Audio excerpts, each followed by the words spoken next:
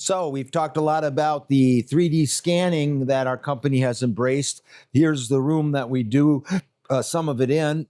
This is my son, Dieter, been with our company for many years, and he's right now scanning a snapping turtle. You can see the scanner, you can see the turtle, and you can see back on his monitor the actual scan that now has to be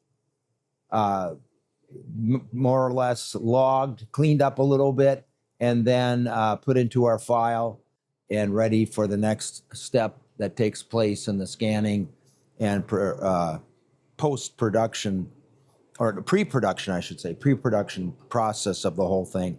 But gives the viewer here a little bit of an insight of how this all works when we do this kind of a thing.